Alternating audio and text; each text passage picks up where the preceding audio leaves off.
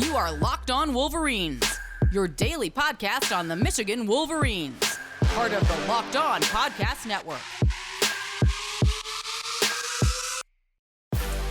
Happy Thursday. You know what Thursday means.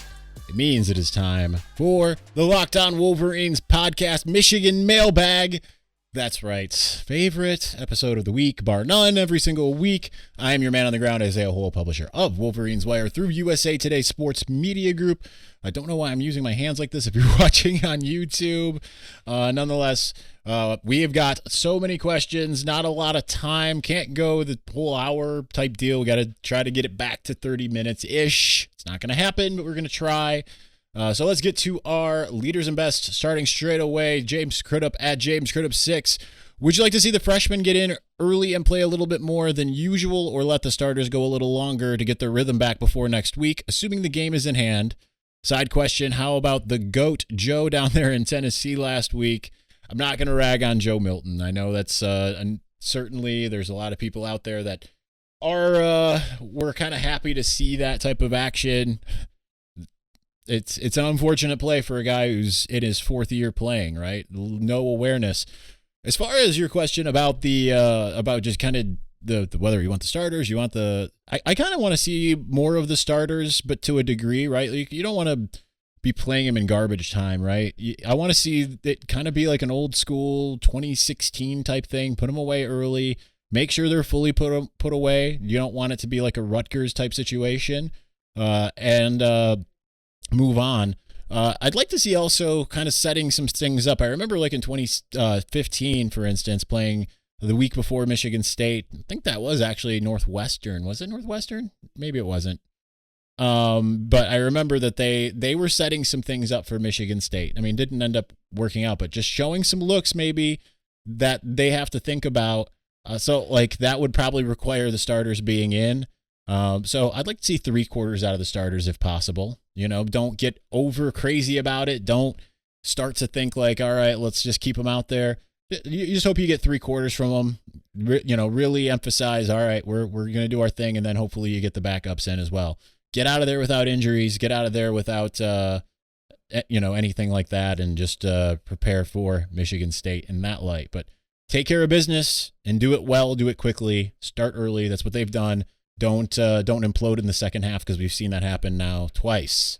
So you want to see them be able to have a big third quarter. Hasn't been Michigan's quarter, which is kind of opposite of what you're used to, right? Used to be third quarter was, they'd start slow, and then, 2018 games are close at halftime. Didn't necessarily feel as close.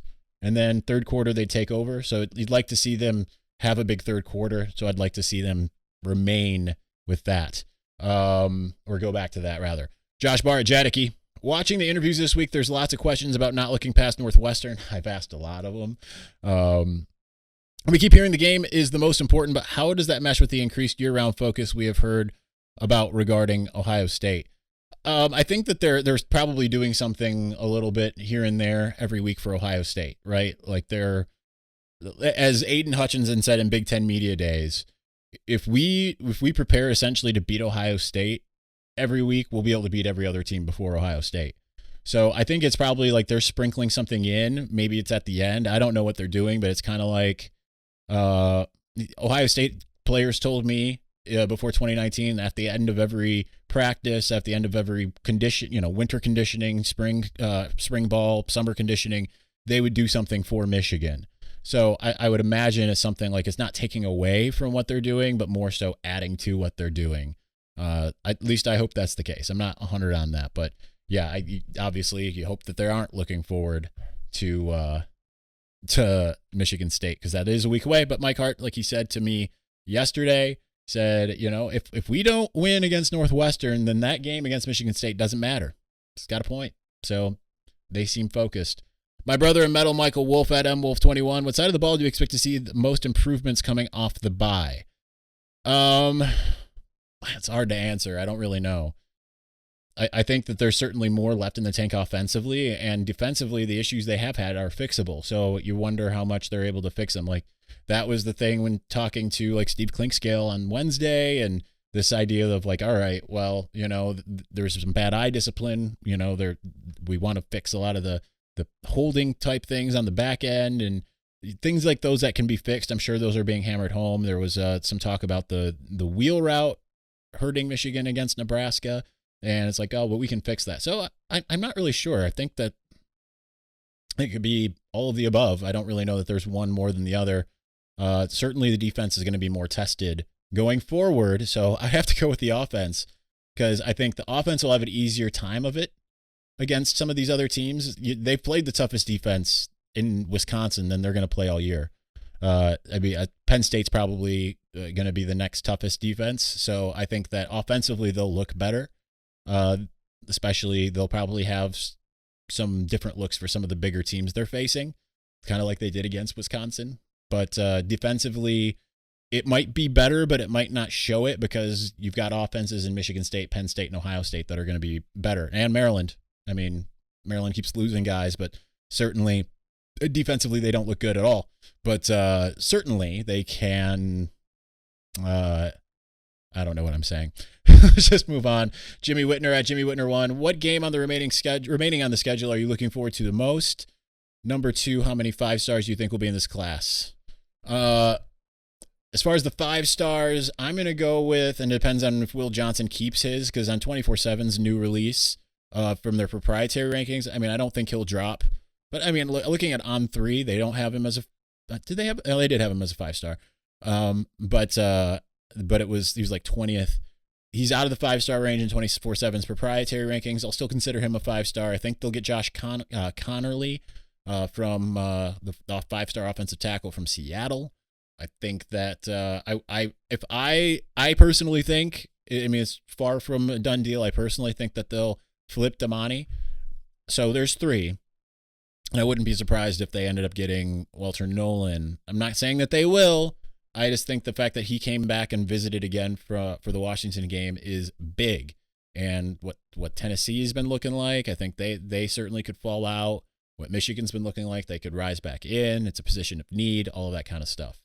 As far as the remaining game on the schedule I'm looking forward to the most, I mean, there's an element for me that's looking forward to Michigan State, but at the same time, I hate that week. It's one of the worst weeks to cover.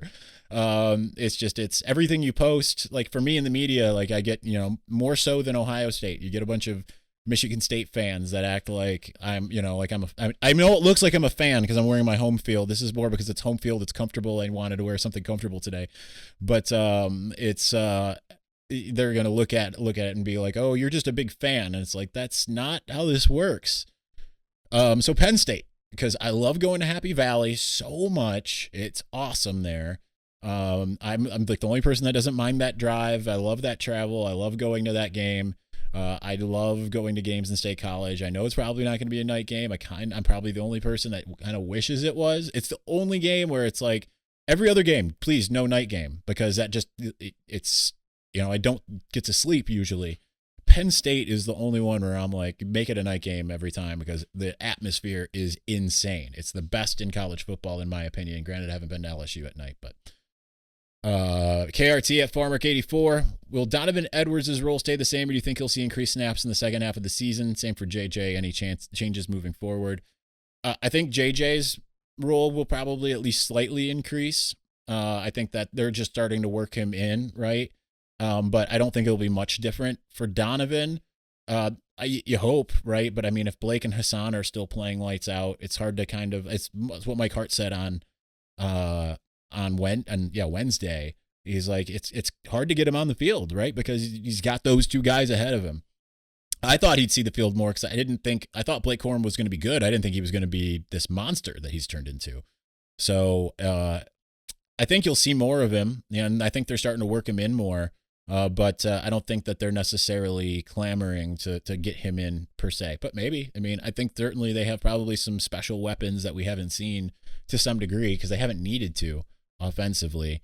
Brandon at Brandon S616. If Cade finishes the year starting, do you see him sticking around next year?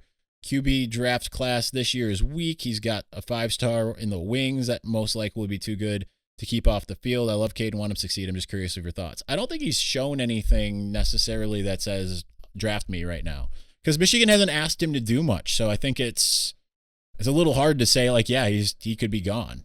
Michigan just hasn't asked him to do enough, I feel. And I don't think he's necessarily shown enough. I think he's been very good. And I'm not saying he hasn't been. But when you consider Michigan hasn't had a quarterback drafted since, Denard Robinson? No, Jake Rudock. Like, it's a little difficult of a proposition to be, to go in and be like a 6th round. I know it worked out well for Jake for a couple of years, but I would imagine he wants more. I don't know.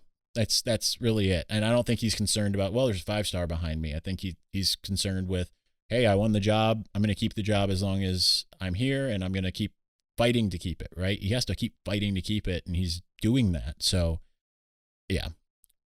All right. Finishing us out in segment 1, Jonathan Joseph at JJoseph2156. What is the biggest improvement you've seen by a unit or player from week 1 to now? Hard to say from week 1 till now. Because, it's been consistent, right? Like, the offensive line's been consistent. The tight ends have been consistent. Wide receivers been what it has been. Running backs have been what they've been. So quarterback has been essentially the same. So I have to wipe off the offense. It has to be the defensive side of the ball. Obviously, I'm going with the powers of deduction here. I'm going to say the defensive line. I feel like especially the interior defensive line. I was going to say linebacker, but I think that they've also been pretty consistent. They've gotten better, certainly, particularly the younger guys, Nakai Hill-Green, Clell Mullings, and Junior Colson. But I really like what I'm seeing lately from David Ajabo. I know he's an outside linebacker, but I'm going to lump that in. David Ajabo and Mozzie Smith and why am I blanking on the other name? The other one that isn't Mozzie Smith, that isn't Donovan Jeter. Chris Jenkins has been really good. Why am I blanking? I don't know. Chris Hitton. What is wrong with me? Anyway, I think that they have done a really good job. I think they've gotten better on a week-to-week basis, and you're really starting to see Mozzie kind of dominate. It's been great. On top of the fact that Aiden's obviously been dominating, and Ajabo has really come on, Josh Uche style. All right, let's move on, and then we've got plenty more questions. Like I said, I got to keep this under 50 minutes. I'm also going to see Dune tonight, and it's in an hour, 20 minutes, so got to get out of here. Anyway, hey guys, so there's a few things in life that just aren't fun to talk about. One of them is excessive sweating. When you are sweating through your shirts for no reason, it's embarrassing, right? Some of you may know I have personally dealt with this. When I speak in public, I can't help but sweat through my shirt. Now listen, I know this isn't life and death. There are much worse problems in the world, but let's be honest, in the moment, it feels like a big deal. Nobody likes to pit out during an important speech, interview, or first date, God forbid. I much rather would not worry about it.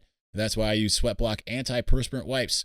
SweatBlock is stronger and more effective than most clinical antiperspirants. You simply apply it at night before bedtime, go to bed. The next morning you wake up, wash, and go about your day without worrying about sweat. Guaranteed. I know this will sound too good to be true, but I literally only have to use SweatBlock once or twice a week, and it keeps me dry the whole time. No more pitting out, no more picking my shirts based on which ones will hide sweat better. If you or someone you love is dealing with this, you have to check out SweatBlock. Get it today for 20% off at SweatBlock.com, and with the promo code Locked On, you can also get it at Amazon or CVS.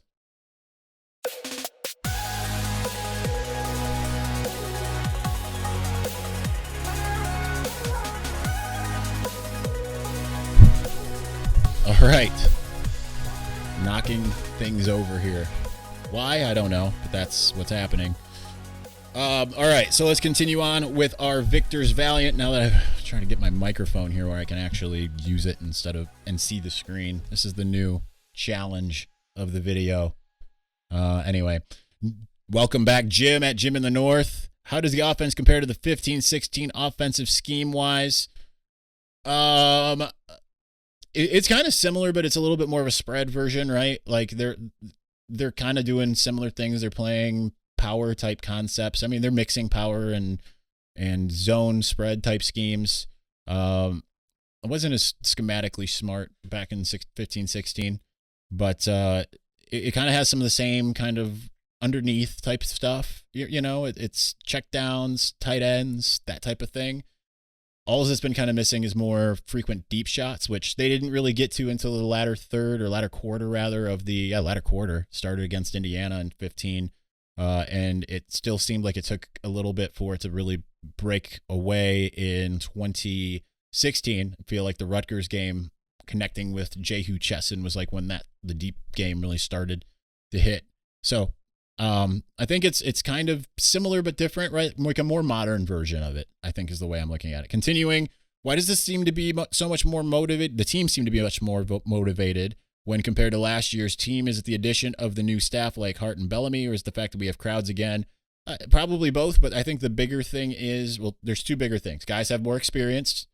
Guys don't want to lose. They don't want to feel like they did last year. So I think those are probably the big things, but having those, the new staff, and I don't just limit it to the Michigan guys. I think Mike McDonald, I think that, he plays a giant role. I mean, all of the defensive coaches play a giant role, I think, in helping motivate these guys. But I think ultimately it's the being tired of losing. They didn't like how last year went and they wanted to change it. And they got into the weight room in the winter and hit spring ball as hard as they could. So I think it's just everything. It's a confluence of everything.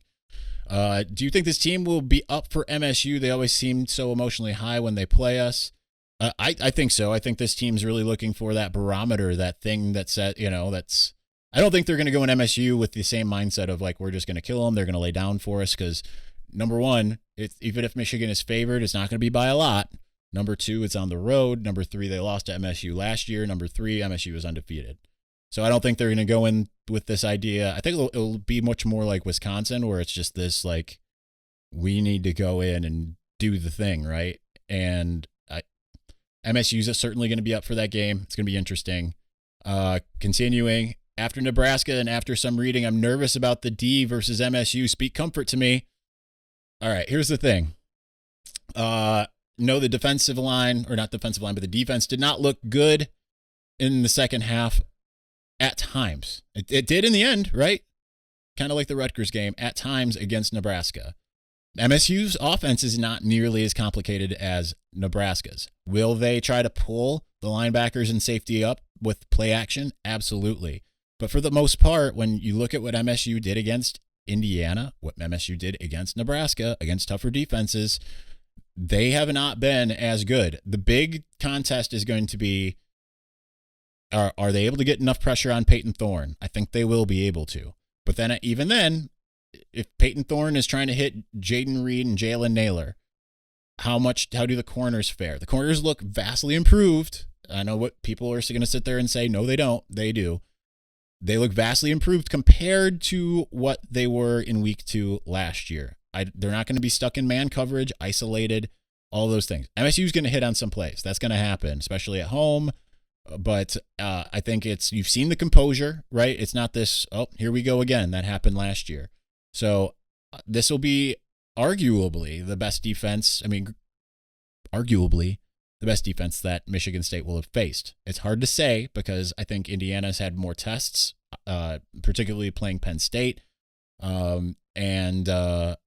Let's see. And then they played Nebraska, whose offense has been exactly what it is kind of against every team it's played.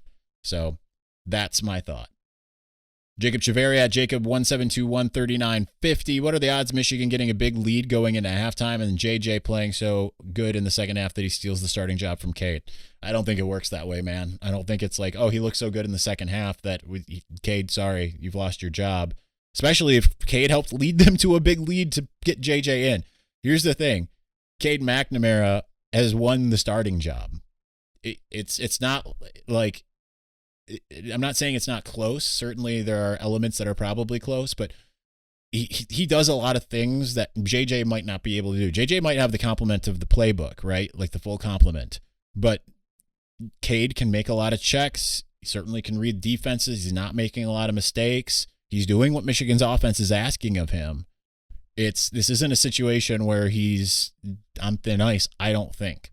And I certainly don't think that suddenly I don't think you want to suddenly make a quarterback change going into Michigan State. You want the guy that's had the steady grip on the helm all the way through so far. They're undefeated.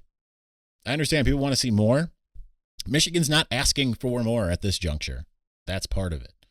Zach at Zach Woodruff 3. What's your biggest concern heading into the second half of the season? Any breakout candidate for the second half who hasn't gotten much run in the first 6 games? Latter, I'm going to go with AJ Henning. I think that he's got it all there, right? And I think we're going to see him more on offense. I mean, I feel like we've got to.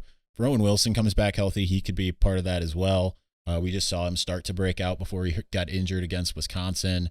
Biggest concern heading in the second half is just how does it handle the bigger games on the schedule, right? Because 2019, 2017, Michigan went and beat up on the teams it was supposed to, but lost to the teams that were its peers, right? So you've got two of those games coming up, MSU and Penn State. And, if Michigan handles Northwestern, Indiana, Maryland, I mean, the season will be defined on really those other games. Ohio State doesn't count in my mind. I know it does in most of yours, but Ohio State is in another galaxy even still, unfortunately. Trey Go Million at Trade of the Max. Do you think J.J. McCarthy will stay at Michigan for his senior year? If yes, where does he finish in the Heisman Trophy running? If no, what round does he go in the NFL draft? Man, that's too hypothetical. I couldn't even begin to answer that. No, I'm sorry. I know you want me to be like, yeah, first round, sticks through his senior year, even though he won the Heisman the year before. That's way too. If he comes in next year or the year after and just balls out, like it takes 1 year now, right? Like you don't have to have necessarily 2 years. If he comes in his junior year and just plays lights out, he's going to probably go to the draft because that's how things go. And Heisman Trophy, I don't know, man. It's been Michigan has never had a Heisman Trophy quarterback. Hard to predict. AJK4UM, outside of no injuries, was the most important get for Michigan in the Northwestern game. I think just consistency and domination, and especially, I mean, what I want to see is how those corners work against the pass game. I know Helinski isn't setting the world on fire, but he's passing essentially. The first 2 games, not so great. Last 2 games, 250-ish yards each week. Can the Michigan secondary contain him? And, because we're used to that. That's the problem, though. We're used to under Don Brown, there being elite corners and this idea that no team is going to pass for 200 yards against Michigan. It might not be that way this year, but I want to see how they handle what is thrown at them, and then I just want to see the offense be consistent, right? And we're probably going to see, if I was to take a guess on it right now, 300 yards rushing again and 200 yards passing. Just same consistent what we've seen. That's probably it. Just consistency, domination, not letting up. That kind of thing. Brandon Carpenter at Big House Go Blue _. Not sure if you've answered this in the previous mailbag, but in your opinion, is Ohio State really back, or are they benefiting from playing lesser talented teams?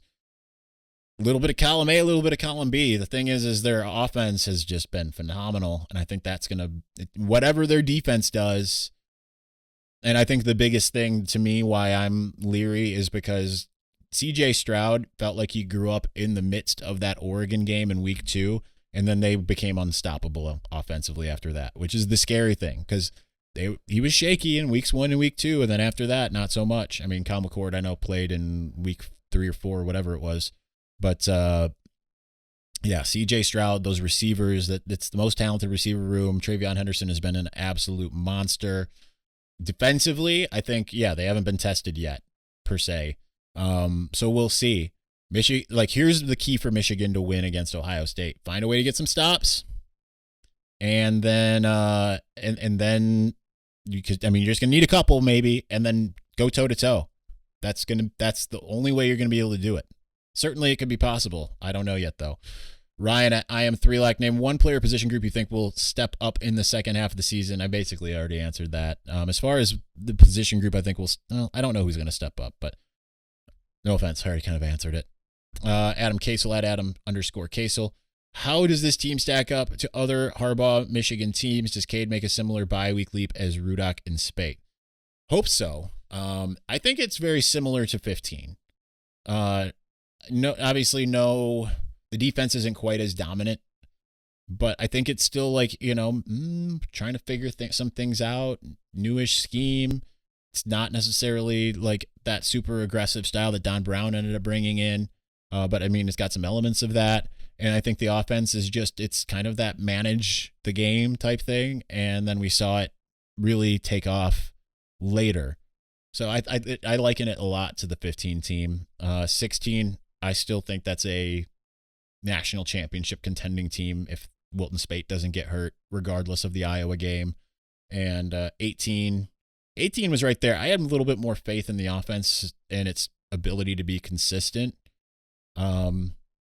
And the defense was great, but obviously there was some we've talked about Ohio State, how the defense kind of got figured out by the Buckeyes. I don't think that that's necessarily what this is. I think it will be better. They're not going to let up 62, I don't think, to Ohio State. That doesn't mean Ohio State can't score 40. That would be a win in my eyes. I know that sounds crazy, but that's the type of offense I think Ohio State has. Tyler at T_Force1. I am 6-0 all time at the Big House, all conference games too. Will I improve to 7-0 this week? Yes, you will, barring catastrophic disaster. It would be catastrophe. Michigan is favored by 23.5 or something like that. So catastrophe if not. Jacob Heminger at Heminger Jacob. Why does it seem like so many people forget that Cade is still learning and act like JJ must start for this team to do anything special? Cade only has 7 career starts and maybe 2-3 games in which he's actually played all 4 quarters. 6-1 as a starter and 7-1 coming off the bench when the game was still winnable, excluding Wisconsin last year. I really think Cade is still learning, and as much as any first-year starter in the country, and really hasn't been helped out by his wide receivers at times. I agree with that. Although there are some things like with the wide receivers. I mean, sometimes he hasn't been helped out by the wide receivers. Sometimes he's been late. Again, these are fixable issues, right? Like, he's making great decisions. A lot of these decisions that aren't good or don't necessarily look good is because he's just a little late. They fix his timing and he starts to see things. But I am 100% with you. People act like he's been doing this for years. He's been in the program for a while. It's the thing that happens in Ann Arbor when you have a starting quarterback, right? It happens every time. Everyone was clamoring for Cade last year. Everyone was clamoring for Cade coming into this year. But as soon as he shows one moment of weakness, mixed with J.J. McCarthy making this incredible throw in week 1, suddenly backup quarterback, most popular guy on campus. Happens every time. But I'm with you. I'm Patman at _GD Patman. Have you heard anything about progression in establishing a new number 1 wide receiver? If so, who? If not, who's most likely to fill the role by the season's end? I don't think they're concerned necessarily with who's number 1, who's number 2. I mean, clearly they think highly of Cornelius and Dalen. Those are your two number 1 and your number 2 essentially. So yeah, I would expect that to continue. Those are your starters. I mean, Dalen probably would be number 3 if Ronnie Bell wasn't in. Cornelius would be number 2, but those are the guys. Dalen, I think, is still gonna he was disappointed by how that Nebraska game went for him. Still made a couple big plays, but he was disappointed by it. I think he's one of those guys that's going to take a big uptick. Chase Glasser via Instagram. Michigan is 3-20 against MSU teams that go on to win over 8 games. How surprising is the stat and its past prologue? Also, why do AJ Henning and Joel Honigford have equitable amounts of downfield targets? Will this also change? Henning, this because they're not using him as they're trying to do speed and space, right? Like, get him on jet sweep. Say, hey, it worked in week 1, right? Like, you're not complaining if it works. But in Joel Honigford, he's a big tight end type guy, right? Like, they're gonna target guys. It's not surprising, that stat, because Michigan just kind of takes MSU somewhat lightly in general. I'm sure that a lot of those games, I'm sure that was much more even in the Lloyd Carr era. I'd have to look. I mean, obviously they haven't played 17 games since Lloyd Carr, but keeping in mind, MSU got really good. MSU wasn't good because Michigan was bad, but MSU got really good while Michigan was bad, right? So, I mean, that they certainly didn't have the impediment in Michigan. But I'm sure that, they probably got in the D'Antonio era, 7 or 8 wins when they probably had the 8 game, because they were bad and Michigan only won a handful of those. I'd be curious to see how many times Michigan has both teams, what the record is with both teams being winning over 8 games, right? I don't know. Anyway, Enchanted Pants at Enchanted Pants. Which Michigan coach or player or players is most likely to need a product designed to mitigate excessive sweating? Interpret that question however you please. Think you're thinking of SweatBlock there. I don't know. Fun question, though. I don't know. It's cute, regardless. Rob Anto at Rob Anto1. A lot of people are clamoring for JJ to get the start this week, so he has in-game experience for the upcoming gauntlet. But doesn't Cade need the reps equally, if not more, since he's our starter? People act like Cade is a fifth-year senior who can't get better with more reps. I know that's kind of similar to Jacob's question, but yeah, I mean, it's JJ's not going to start, people. Like, stop thinking like he's going to come in and be Caleb Williams, right? Cade is not making Spencer Rattler mistakes thus far. I said this with Brandon Peters, right? Careful what you wish for. Don't put a guy in before he's ready to be that guy. Cade has earned the job, and yes, he needs to be able to get those reps, continue to build his resume, get to feel comfortable. If they need to win with him throwing 30, 40 times a game, he needs to feel comfortable doing that, especially against a defense that's going to bring pressure like Northwestern probably will. You don't want him to go up in a game and not feel ready because he's he played really good against NIU, but he didn't face now that he's facing Penn State, Michigan State, Ohio State, Northwestern brings pressure. You don't want him to feel like he's looking into the crosshairs and doesn't know what to do. So Mike MG Brady at Michael_M Brady. If you had to choose between A, beating MSU and PSU but losing to Ohio State, or B, beating OSU but losing to MSU and PSU, which would you take? Assume under A, we wouldn't make the playoffs. Great pod, thanks. I'm going to go with A, actually. I know that's probably not what other people would take. I think that at least if you beat Michigan State and Penn State, you've reached another step on the rung. They certainly could still make the playoffs. It gives you a chance to, being an 11-1 team. And that is actually what I'm predicting to happen, is A. But under B, it's all right, well, where was what you did against Ohio State against the teams that you should beat? One of them, they're each still rivals. I think you need to take the advantage back against both Michigan State and Penn State, 3-3 against both in the Harbaugh tenure. Take the advantage back. Work towards beating Ohio State. I know it's going to be a lot of what have you thrown against the wall and whatever, but if there's a loss against Ohio State, but, just take it, I hope that makes sense. Finishing us out, Jake Butt asks, will Butt continue to grow beard as long as Michigan continues to win? Yes. And I sent him a picture there on Twitter, the response to that he needs to match what I brought to the team. Granted, Michigan was not winning last year, but back when my beard was a good foot long this time last year. All right. Anyway, moving on, and then we'll finish out. RockAuto.com is a family business serving auto parts customers online for 20 years. Go to RockAuto.com to shop for auto and body parts from hundreds of manufacturers. They have everything from engine control modules to brake parts to tail lamps, motor oil, even new carpet. Whether it's for your classic or daily driver, get everything you need in a few easy clicks delivered directly to your door. The RockAuto.com catalog is unique. It's also remarkably easy to navigate. Quickly see all the parts available for your vehicle and choose the brand, specifications, and prices that you prefer. Best of all, the prices at RockAuto.com are always reliably low and the same for professionals and for do-it-yourselfers, so why spend up to twice as much for the same parts? Go to RockAuto.com right now, see all the parts available for your car or truck, right locked on in their How Did You Hear About Us box so they know that we sent you. Amazing selection, reliably low prices, all the parts your car will ever need. RockAuto.com. I accidentally didn't have that part, so I had to go to my memory banks there.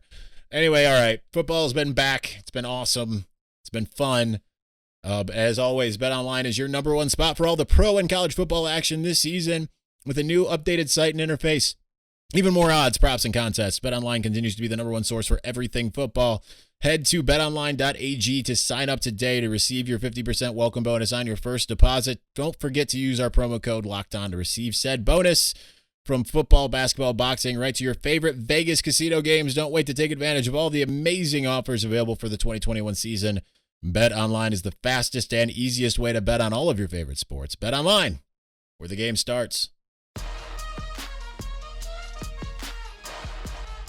Okay, so we only have 5 left, so that's better than having 10.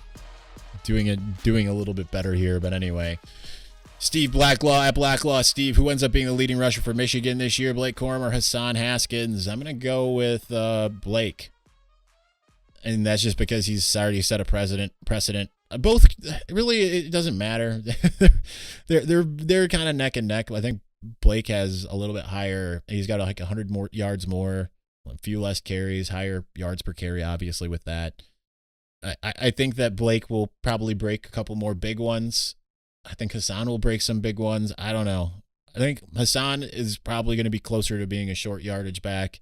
I mean, I don't know what I'm talking about, people. I'm on these hypotheticals.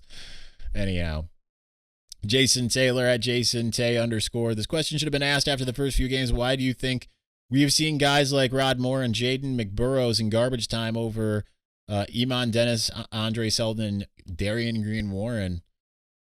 Those are the two guys that got mentioned by Steve Klinkscale as being like those next men up yesterday on Wednesday. Rod Moore and Jaden McBurrows. We have not heard anything about Iman Dennis, Andre Selden, or Darian Green-Warren. Listen, sometimes it takes guys longer to progress. It just seems like, like Selden was out with COVID all last year, really. So, like, it took him a little while. I think they feel more comfortable. Like, Jaden McBurrows is really talented, right? He had offers from Alabama, LSU, all of those types of schools that certainly would connote that he's more of a 4-star than a 3-star. Seems like he's really coming on. They just really like Rod Moore. I don't know. It just seems like the other guys are just behind the 8 ball when it comes to that. Sometimes you're going to get true freshmen in, 3-star or not, that just are ready to go. I don't know. I've seen Darian Green-Warren this year, now that I think about it. At least I don't have any pictures. I'm going to have to keep my eye out on Saturday. I don't remember. I don't think I have any pictures of him. So that's kind of curious. Not to start any rumors, but we'll address that next week.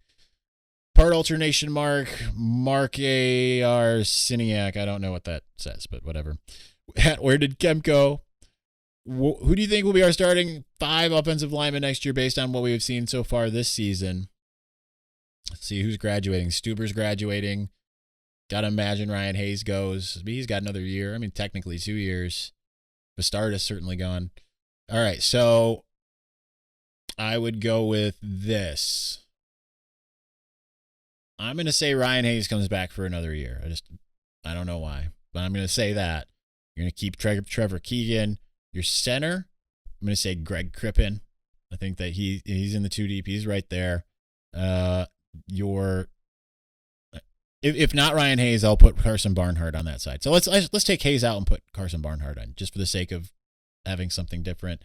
Then I think that for your right guard, obviously Zach Zinter, and then your right tackle Trente Jones. Kevin at Big Kev Hale rather. Northwestern setting up as a trap game? I don't know, it doesn't seem like it. They seem pretty focused. It could be. I think Northwestern is getting better, but Harbaugh even said that, like, hey, they get better every week. That's what they do. So maybe it will look like it. I think the line's 23.5. I predicted a 24-point win. I would not be surprised if it's a 10-point win and everyone's like, oh, God, what's happening? Oh, no. But I think Michigan will be focused. I think Northwestern is starting to get better. It's getting more experience, right? This is very inexperienced, one of the most inexperienced teams in the country, and they're starting to get experience. And quarterback change seems to have helped. They've certainly got some people that look daunting. Finishing us out, Goat O' the Woods at Associated J. How many snaps will JJ get this week and why? I don't know, about the same as he's got that in the last several weeks. Give him a little bit more because I still think that they'll get a comfortable enough lead to put him in the fourth quarter. So whatever he gets in the fourth quarter and some sparing, some 10 snaps before that, right? Like coming in every now and again. And I think it's just, they just still want to continue to use him in certain packages, get him comfortable. I don't think it's because Cade is losing his job. They just don't want to be in a situation where they have a guy that hasn't played any snaps suddenly come in and have to lead the team if something happens to Cade. And I think that they think he has some things that he can do that Cade can't. But that's not meaning that, well, they got to replace Cade. You know what I mean? All right, that'll do it for us today. Thank you for watching and or listening. We'll be back with the Northwestern preview on Friday with Jake Butt. So stay tuned to that. Thank you again. We'll talk to you soon. Peace.